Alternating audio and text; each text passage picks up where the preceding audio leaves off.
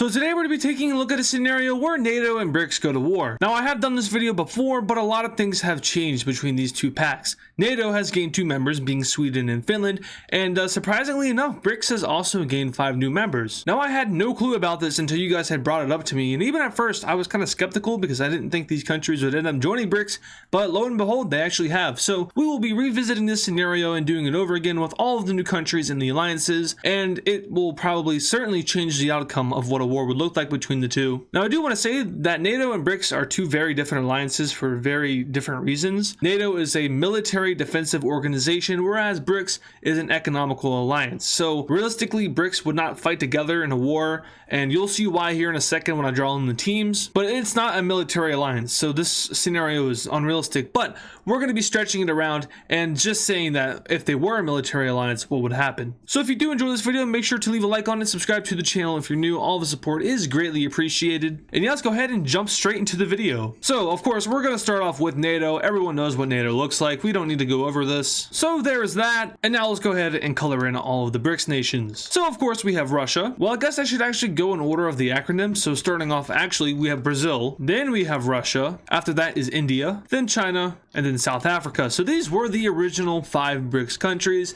And in the original scenario, I do believe that it was a stalemate. I might be wrong. That video was made a long time ago. But 5 new countries have joined BRICS since that video. So those countries are Egypt, Ethiopia, Iran, Saudi Arabia, and the UAE. Now, Argentina was also slated to join this alliance, however, they backed out for whatever reason. I'm not sure why. But they get 5 new members, and these members are actually pretty notable. So like I said, there's Egypt, Ethiopia, Iran, Saudi Arabia, and the United Arab Emirates. So these new countries that just joined are mostly all in the Middle East minus Ethiopia, but they are just right there. But now when we zoom out on this map, it looks a lot more terrifying if you are a NATO stan. And if you are a BRICS fan, you are probably grinning ear to ear because this looks very good. Now let me explain why you are both right and wrong. Egypt, Saudi Arabia, and Iran are all strong countries. Their militaries are within the top 30 countries in the world. Ethiopia, not so much, and the UAE also not so much. But the economies of these countries is also something to talk about. Now the Saudi Arabians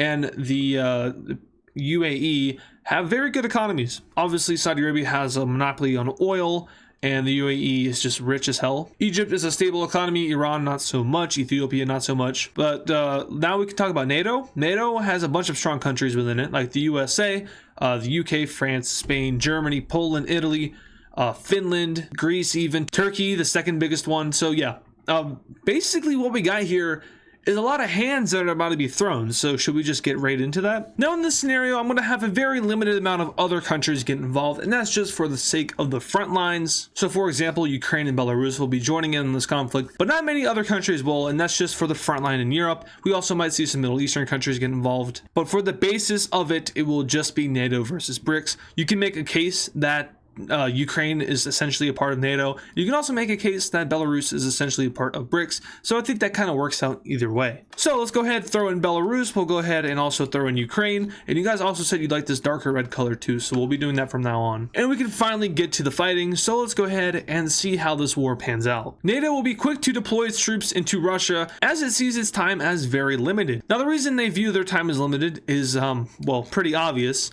You have India and China on the same team. That is manpower galore, but you also have the likes of these Middle Eastern countries helping out in the transportation of troops into different parts of Europe through the Mediterranean, through the Black Sea, and of course up into Russia through the Caspian. So really, with these new countries involved, it's a whole different war. The United States probably isn't even going to worry about Brazil, and that's because Brazil probably isn't going to worry about the United States. If the US really wanted to, it could attack Brazil navally and try to invade through here. But ultimately that would be a giant waste of resources, and it would not go so well for the US, probably similar to how Vietnam went in the 70s and 60s. So instead, the US will be mainly focusing in on Europe and probably just deploying some naval vessels down here to blow up any Brazilian ships which might try to do the same to the US. As for South Africa, same thing as Brazil, they probably won't be doing too much. Now, of course, these two will be doing the same thing as the US and sending troops up to their allies, but likely not through the Atlantic because NATO has good control over the Northern Atlantic. Obviously, because it's called the Northern Atlantic Treaty Organization. That's what NATO stands for. So their troop deployment is fairly delayed. But the Europeans do a very good job at invading Russia. And you know, usually in my videos, this is not the case. I tend to overestimate Russia in some ways, but at times I also underestimate Russia. So really, I don't know what I'm doing. NATO has a decisive victory in a battle against the Russians and St. Petersburg, and this is the kind of a turning point for the war in Russia, as NATO troops are fully prepared to just go straight towards Moscow. Now the issue is actually elsewhere on the front line, where Russians and Iranians are working together to invade areas of Ukraine. Now of course, in real life, Russia already has some area in Ukraine. That doesn't happen here because I said so. But they work against NATO in the south here and are able to push them back tremendously in Ukraine. This effort is stopped though, as the NATO troops are getting fairly close to Moscow, which is somewhere in Russia. The country is so big that I don't even know where its capital is at. I'm pretty sure it's right there, or like right there. But what we do know about invading Russia and taking Moscow is that it's actually impossible. Sure, the Poles sieged it, but that was a long time ago. That's when Russia wasn't as strong as it is now. So realistically, this isn't going to go so well. Now let's talk about NATO versus Russia. For all of you Russian stands, I apologize, but in an actual war against NATO with no nuclear weapons, just straight up, you know, conventional warfare, man against man, Russia's screwed. They're not going to win a war against NATO. And that's because of multiple factors. You know, the United States is the strongest country in the world.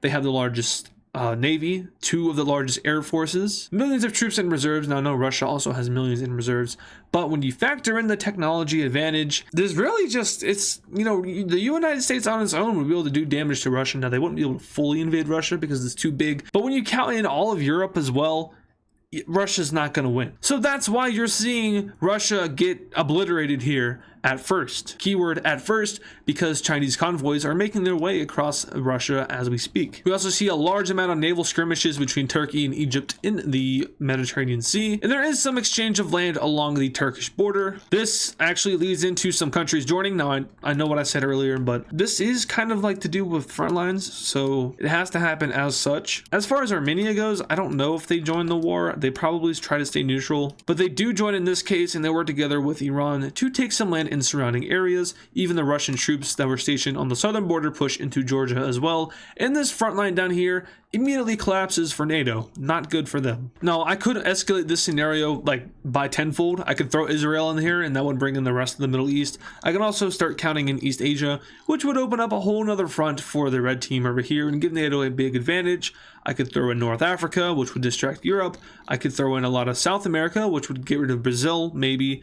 And, you know, Cuba would be a factor. So there's a lot of things that I can do, which I'm not going to be doing for the sake of this scenario. And that's because I want to keep it as close to NATO versus BRICS as possible. In my last NATO versus BRICS scenarios, which I actually just looked it up, I did 2 apparently. I didn't do that, and some other countries got involved, and it really just turned into World War III. But yeah, we're keeping it plain and simple here. Speaking of plain and simple, Azerbaijan is just obliterated, and Turkey starts to lose ground within its own country, but due to geographical advantages, they are able to hold a front line as more troops start to arrive in Turkey to help defend. I worded that and spaced it really weird. As you know, in my last couple of videos, English has slowly been leaving my brain, and I think it's time to switch to Spanish maybe. Alright, so now NATO is on the doorstep of Moscow, which I'm making up. It's going to be right there for now. And they're going to attempt to encircle the city, but oh no, the Chinese convoy is here, and with tons of Chinese troops, I'm not going to give an exact number, they are able to drastically push back this front line against NATO, and Moscow is saved for now. Or maybe indefinitely, I don't know. Now it's also important to note that Indian troops are also arriving in Iran to fight against Turkey, and this immediately starts to push this front line back. Turkey is starting to lose ground rapidly, and the focus of this front line is shifted more down south because losing Turkey would be pretty detrimental? It would be very bad. Coastal areas along Turkey are targeted by the Russian Navy, and slowly but surely Ankara is encircled and captured. And with this, NATO is forced to retreat out of the Turkish peninsula and into the city of Istanbul, where a very decisive battle takes place, which actually leads to a NATO victory. This allows them to hold control of the entrance of the Black Sea for now, but the Russian Navy is slowly gearing up to launch basically a full-on barrage of death into the city, which isn't good because Istanbul is a very populated and important city, so That's war crime, bad war crime, boo. But it's Russia, so they don't really care. Meanwhile, elsewhere on the front line, the mass amount of Chinese and Indian troops who are reinforcing Russia have pretty much changed the way of war.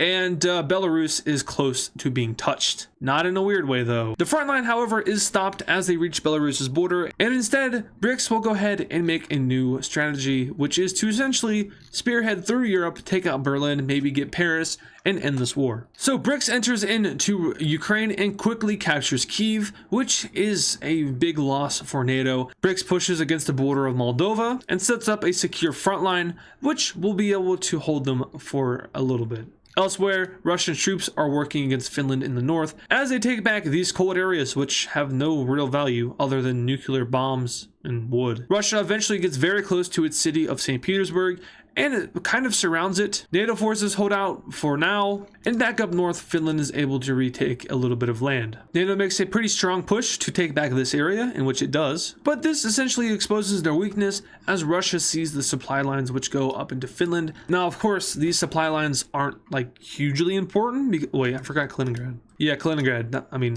obviously. But these supply lines obviously aren't that important because you could just go like that instead of going like, you know, that. But they see this area as strategical for whatever purpose that I can't make up, and they go ahead and slam a bunch of troops right towards the Balkans. Those are not the Balkans, that is the Baltics. Through Estonia and Latvia and straight up to the Baltic Sea, Russia has spearheaded through the 3 countries, or actually 2 countries over here. I was trying to like rhyme it, but I'm not smart enough for that. This is a pretty big loss for NATO. However, they are able to take this time to establish themselves a further front in Belarus going into Russia, which is kind of a scare tactic against Russia. It doesn't really work too well, but down south, they are able to push back a little bit into Ukraine, and another battle in Kyiv is taking place, which ends in a Russian victory. Now, as we know, the Battle of Istanbul is occurring, and the city is essentially getting flattened. Over the span of a few months, BRICS is able to easily push into the city and drive out any NATO forces that remain. From here, they're going to take a bunch of troops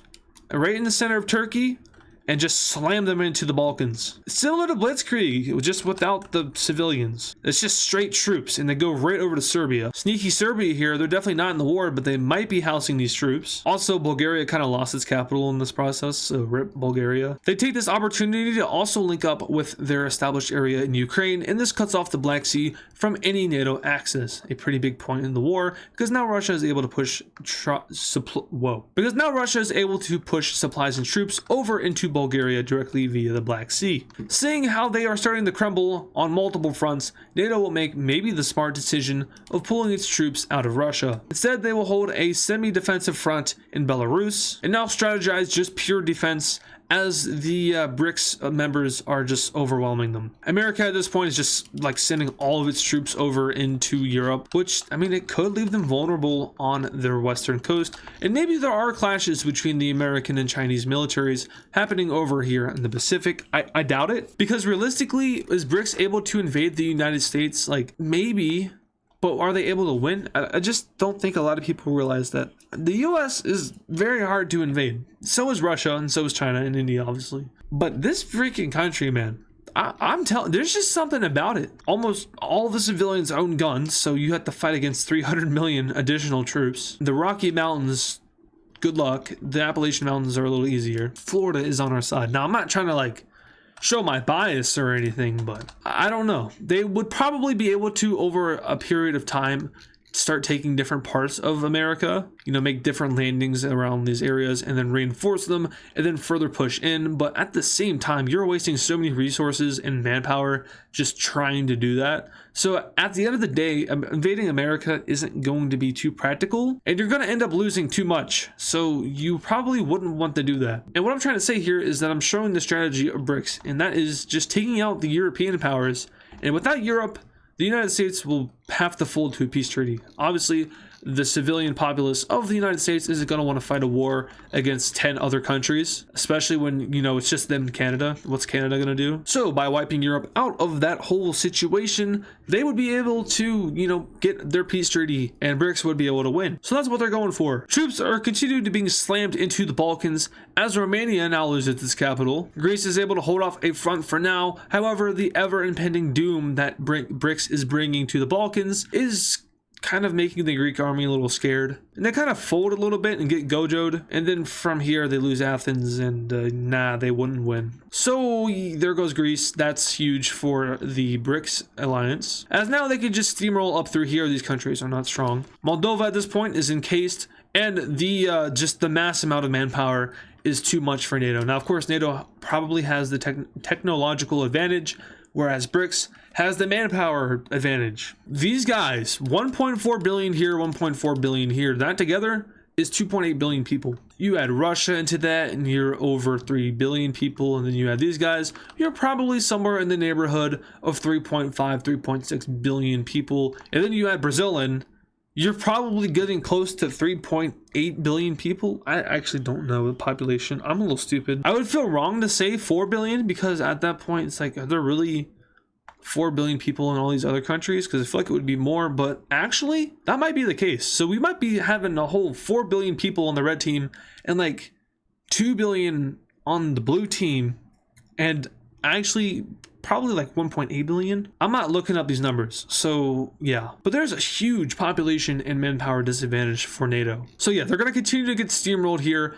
BRICS troops enter into Slovakia and Hungary and into the south of Poland, and at this point NATO will go ahead and pull all of its troops from Belarus. They do this very sloppily, as per usual in my videos, and end up losing the Baltics as a whole. Finland is terrified as they and Russia gear up for another round of fist throwing. The series is tied 1-1, who will come out victorious. Now another big old group of troops is going to be pushed straight into Europe, and Poland is the victim of this horrible, disgusting act of war. Unfortunately, Poland seems to be the punching bag of Europe. They lose Warsaw in about a couple of weeks, and at this point it's run for your lives as the BRICS troops are storming through Europe. NATO's front line completely collapses. Croatia and Slovenia are quick to fall to troops. Italy is able to hold off a defensive for now. However, you can see that the Adriatic Sea is fairly red, so that's not good. Poland falls, as well as Czechia, and Germany is on the front line and is probably shooting bricks. As for the Nordic countries, they are regretting their decision to join NATO in the past couple of years. Germany wishes that they had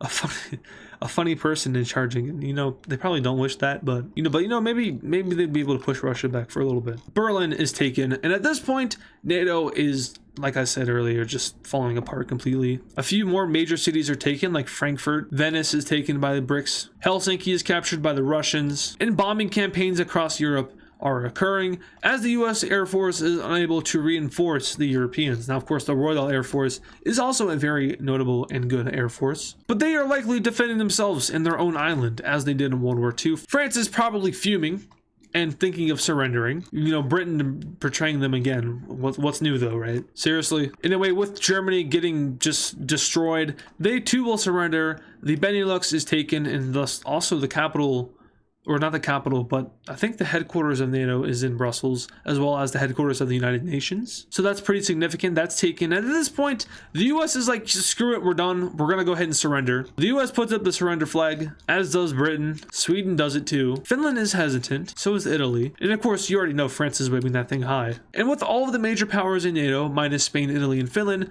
agreeing to pull out of this war, they will agree to a peace deal with BRICS. So we can go ahead and take a look at that peace deal, although I'm not sure what it would look like considering how unlikely a war like this actually is. It's also important to note that NATO was very unsuccessful in their attempt to recapture Moscow the second time, and maybe if they got it, they would be able to BS their way out of the war. I doubt it though, because China and India would just keep sending troops into Russia. And then you would also have the Middle East doing the same thing. So yeah, there's really no way for NATO to win this war. And there's really no way for BRICS to lose this war. Just the manpower, NATO does not have it. But yes, let's look at peace treaty time. Dear God. All right, well, this peace treaty obviously isn't going to show too much because there's really only two fronts in the war. That in the Middle East and that in Europe. And as we can see, Russia is showing flashes of communism. Finland like I said, they lost the series. They're now 1-2 against Russia. They have a losing record, and that's shown here as they lose a bunch of land. The Baltics? No. Don't you mean the Russian satellites of the Baltics? Poland seems familiar again. Maybe Germany will take advantage of such a weak Poland. Likely not though, since they're democratic. Ukraine is not a country anymore, and neither is Belarus. Romania lost a little bit of its coast. How rude. Turkey honestly got out of this like very luckily. Like they didn't lose anything. They really got very lucky. That's probably just because Russia took so much stuff over here that, you know, they didn't have enough leverage to take all of Turkey. They did take a little bit of coast, and of course they also took Georgia, but Turkey is left pretty much unharmed. Iran did some weird stuff. They annexed Azerbaijan. I don't think that makes any sense. It would likely be that Azerbaijan just gets like its separate state with a new government. Armenia was able to take Azerbaijan's exclave, and Iran also took a little bit of Turkey. But other than that, there are no other significant changes on the world map. NATO is just like decimated. And also with, you know, Russia getting this close to Europe, it's likely we would see other countries join NATO, like Bosnia and Herzegovina, Austria, and maybe Kosovo if they can, but unlikely now because Russia is likely on par with the United States at this point. If they want to challenge BRICS in the future, which good luck, because BRICS is a manpower masterpiece. You cannot take on BRICS and win. There you go. There you go. The US finally lost, guys. I know there's a minority of you guys who get very mad when the US always wins, and they win for a good reason. USA is number one. You can't tell me otherwise. I don't care about the war crimes, okay? Everyone does war crimes every now and then, okay? So just because, you know, we did it, wait. No, I'm not justifying war crimes. War crimes are bad. Don't do war crimes, guys. But with all of that weird ransom stuff out of the way, that's the end of this video. And if you guys did enjoy it, make sure to leave a like on it and subscribe to the channel if you're new. We're trying to get subscribers by the end of the year, but at this point, I don't know how possible that is. Can we pull off 56,000 subscribers in 5 months or 7 months? I don't think so. Surprising me though. It's a little under 10,000 subscribers per month, which is an insane amount of people. So yeah, once again, thank you guys for watching. I lost my hair. It's horrible. It's not, I mean, it's not bad. It just takes a while to grow back, and that's why I'm wearing a hat. Oh, it's so just weird. I gotta style it again, and it's not me. All right, bye. And of course, thank you to all the super fans. This includes Kylie Speaks Plays, German Edits, A Random Guy, Patrick Clauser, Life Lamau, JB Country Ball 12, Friaza, Hammer Toad 45, CTG Canada Flag, Poland Country Ball, Nevada Garbage Trucks, Yakko, DW Cool Dude, and Serminator. Thank you guys.